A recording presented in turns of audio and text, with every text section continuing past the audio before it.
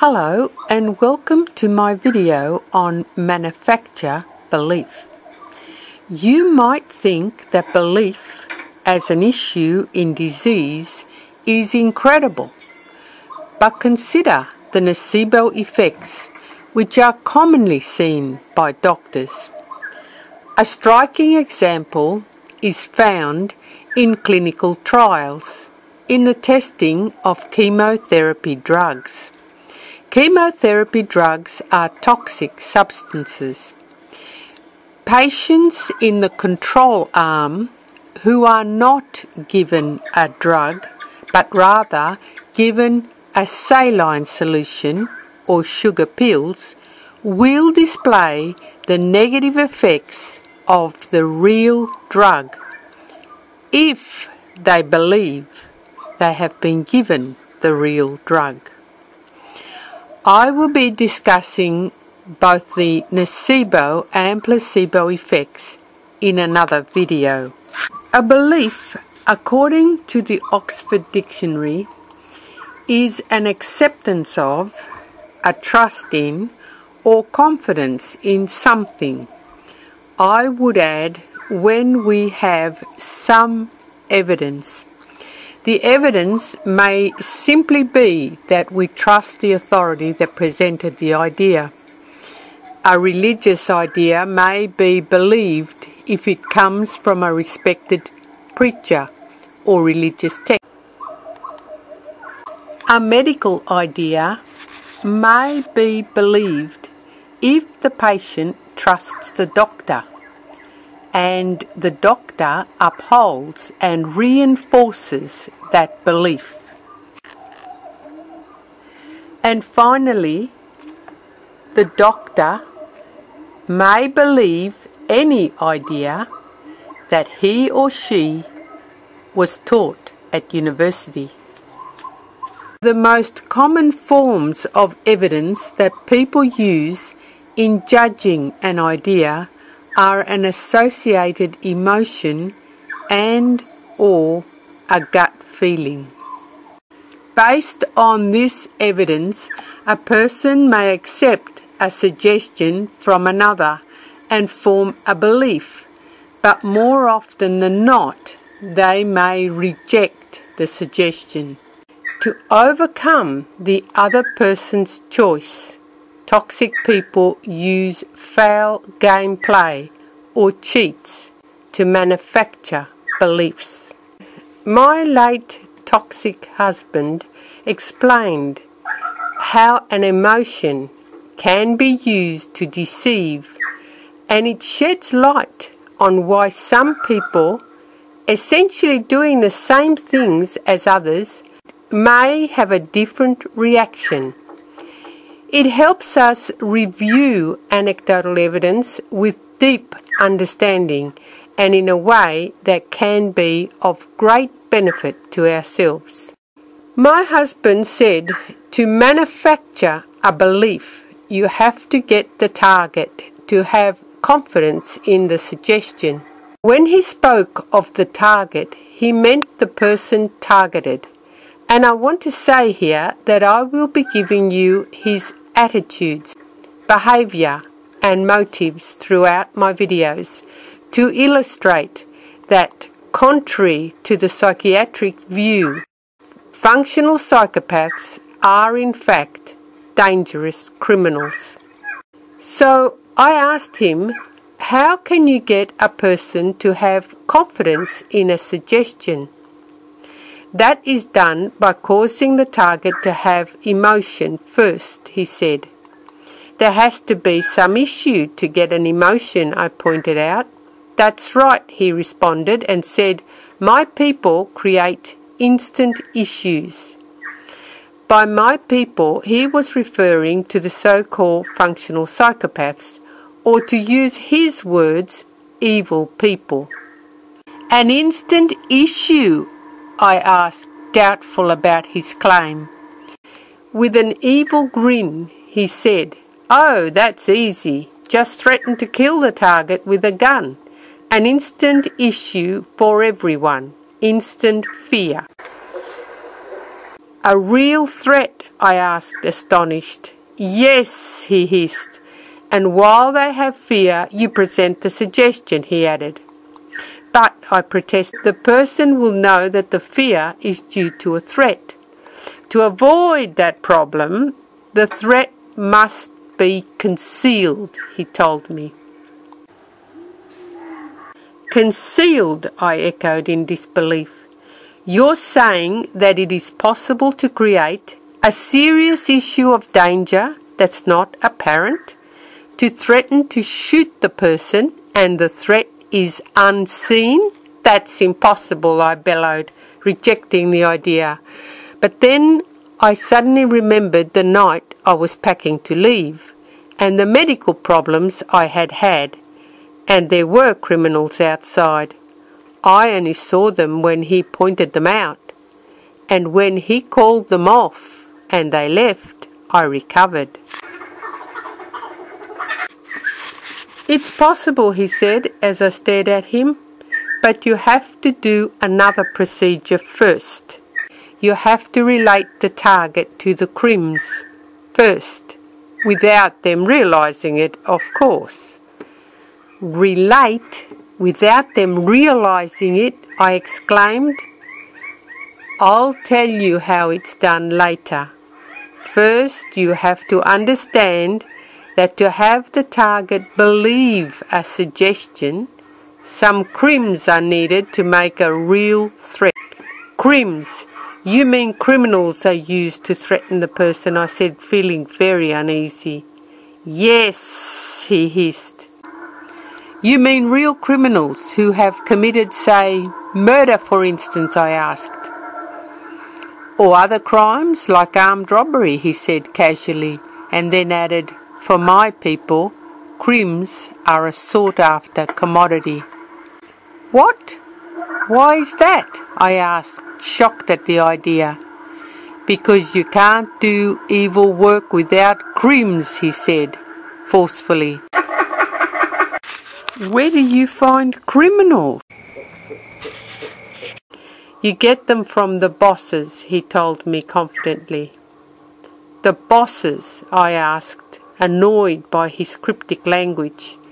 The bosses are people who know criminals, he told me matter-of-factly. What people know criminals? I asked, mystified. When a criminal has done their time and is released from jail, they have to report to people for some time afterwards, he said, irritated. They have to report to parole officers. So you are talking about police in plain language. Corrupt police, he corrected me, and I could see he was angry about stating things plainly. So criminals with loaded guns hang around and, I said, they don't just hang around, he said. For the procedure to work, they have to be prepared to shoot the target if a go-ahead signal is given. He clenched his teeth and stared at me for a while, then said, you have to have real criminal intent if you're going to make a real threat. But, he added, the chief doesn't intend to have the threat carried out. The chief, I asked.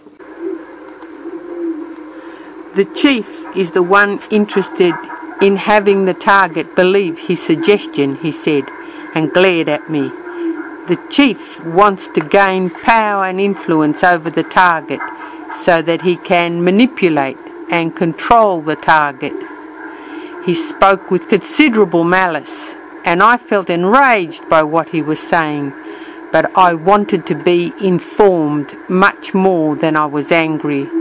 So I kept calm and continued to question him. You said the chief didn't intend to carry out the threat. That's right, he responded immediately, and then said, you only need to make the target fearful. And you got that when you got crims there ready to shoot. But really, the person has no good reason to be afraid. I challenged him. Oh, they have reason, he said.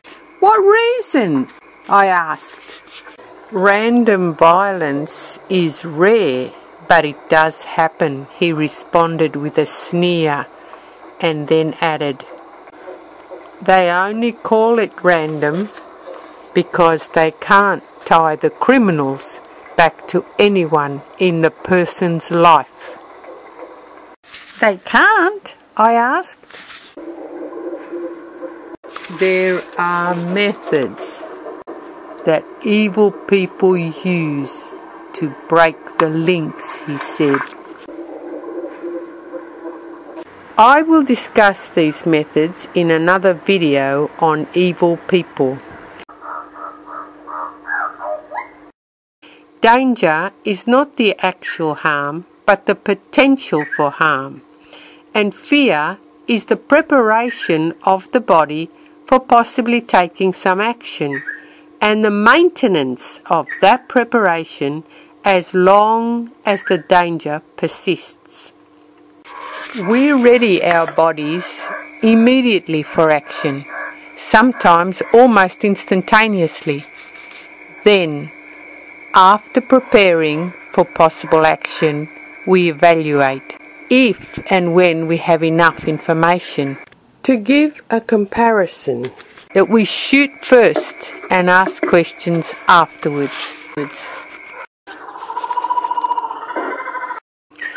So, I said, you want the person feeling fear. Very carefully choosing his words, he said, you want the target to believe that the idea expresses what they are feeling. They're feeling fear, I said.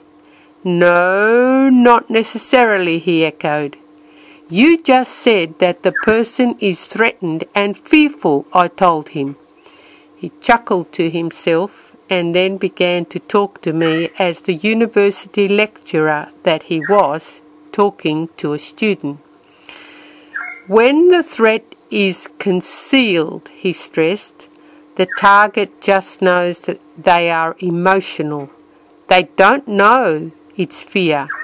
So with a concealed threat, he said boldly, you can manufacture anything and everything. Well, give me an example, I said. Before I give you his response, I want to say that I will only give the simplest examples that he gave in this video, because I want to present the basics. These methods are used very creatively in causing a person to react as to develop disease like cancer and strokes. So I will explain these in the specific disease videos. So my husband's response was, if the chief makes the suggestion of something terrible could happen, which is really a veiled threat, he said, then the target will recognize they're feeling fear, but cannot see the danger. Grinning impishly, he added, the target panics.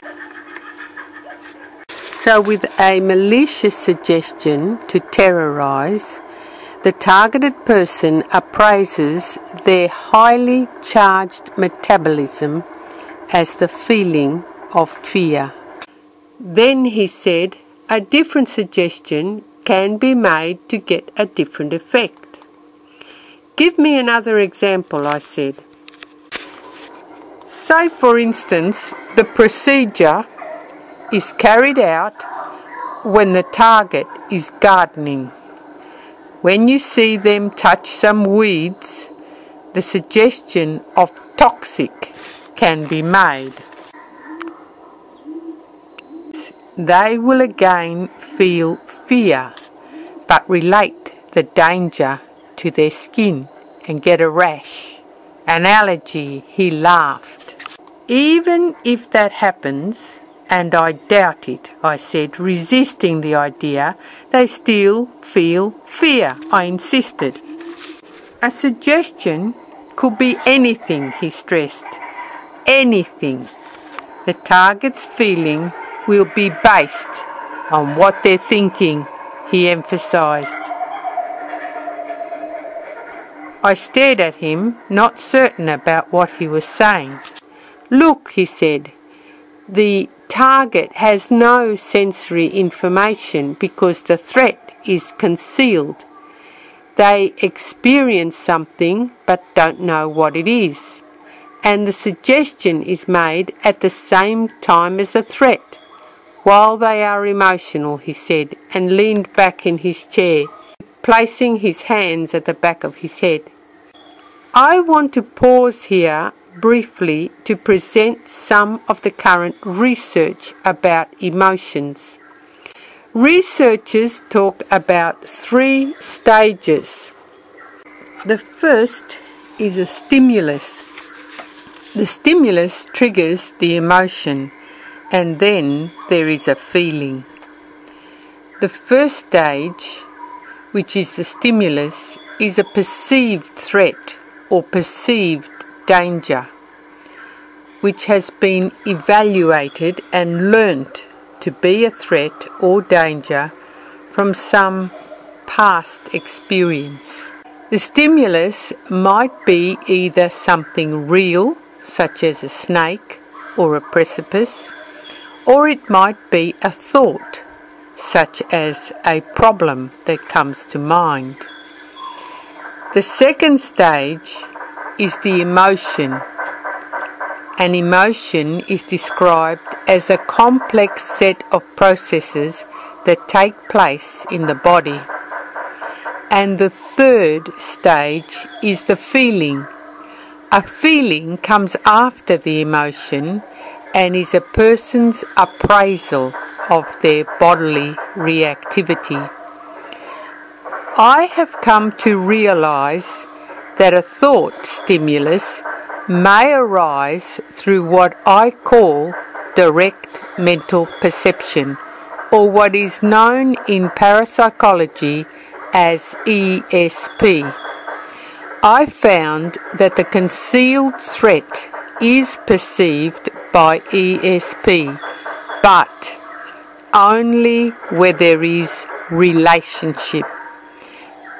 That is the reason why he had said you have to relate the target to the crims first. I will explain why these perceptions are subliminal in the following videos. A thought stimulus perceived by ESP is denied by scientists for 2 main reasons. The first reason is the scientific dogma that materialism is all that there is. From this dogma, scientists claim that the body is a machine. Thus, they arrive at the second reason, which is another claim, that the mind and consciousness must arise out of the brain's activity. That is, they are physical. They have no evidence for making this claim. They simply say, by definition. By definition is the same in common language saying, let's just say that. So that ESP would have to be brain-to-brain communication if it were to exist, they argue. ESP as brain-to-brain communication, of course, is not possible. ESP has to do with a non-physical mind. Mind-to-mind communication is possible and has been confirmed by many millions of people worldwide. ESP requires related individuals who may be at different locations but who communicate at the same time.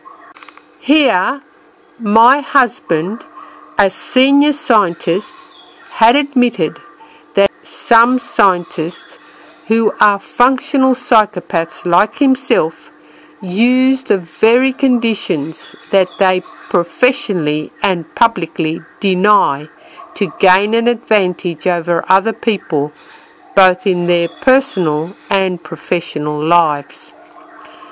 Most scientists are not functional psychopaths, I had said when he had raised this subject. That's true, he had answered, but most scientists are atheists, he pointed out. And that helps, he said. What do you mean, that helps? I asked. Well, they are prepared to support the science about the physical aspects and not support any work done that points to anything else, he said.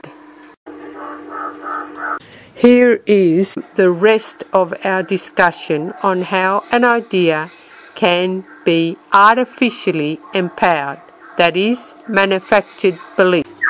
You said the targeted person doesn't properly judge their emotion, I said. Can't, he answered. But, I protested, if a person has fear, they'll know because their heart beats faster, and he cut me off and said there are other situations when the heart beats faster, or the person feels charged up, etc.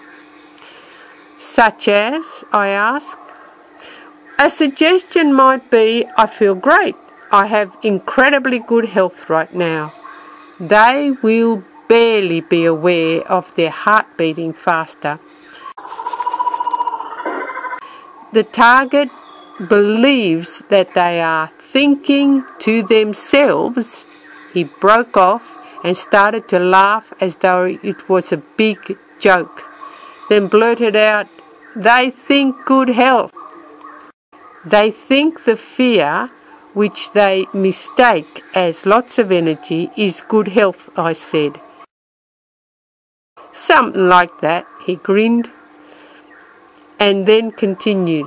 At the other extreme, I asked. Oh, he cried, straightening himself up.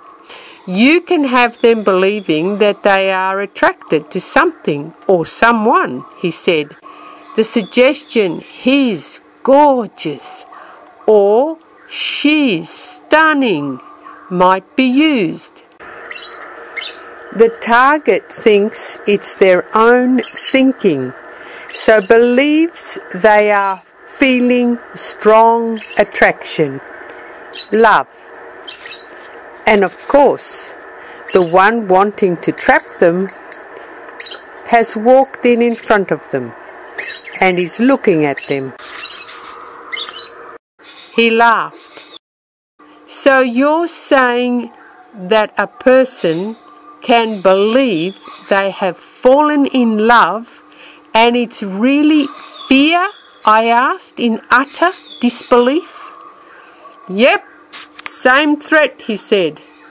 Crim's waiting for a go-ahead signal to shoot, he announced, and started laughing again. This time he laughed so hard he almost fell off his chair. Then he said, you can trap them or you can use them for some fun. Fun, I echoed. You can continually reject them, telling them they are a nuisance, and repeating the procedure again and again. You can cause them a lot of suffering, he grinned.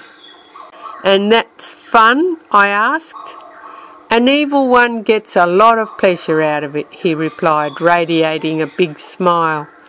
It was obvious that other people were objects to him. He was not simply lacking empathy, he was heartlessly cruel. In the 20 years of marriage, I had never seen even a hint of what I saw now. He had appeared caring and considerate. At times he did do things that were irritating, but I saw them as small defects in his character. Now I saw them as the cracks in his well-constructed armour. His real character was dark and, as he described, an evil creature. What I realized from this discussion is that a person may misjudge their emotional reactivity owing to a concurrent idea in mind, which is only the perception of a suggestion. When a person associates the suggestion with their emotional reactivity, it may lead them to make an erroneous appraisal and hence arrive at a false belief. I found that under these conditions, the immune system can be triggered, so an erroneous appraisal can lead to inflammation. The medical misinformation that all ideas are created in your brain and their denial of ESP and the ridiculing of ESP as magical thinking covers the foul gameplay and ensures the medical conditions eventuate.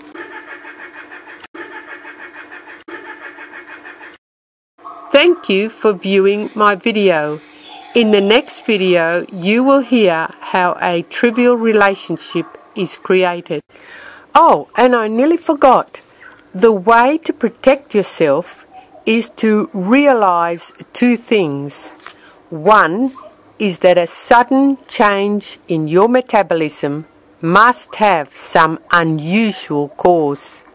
The other is that we don't normally mentally describe what we are doing and feeling, so any such ideas are suspect.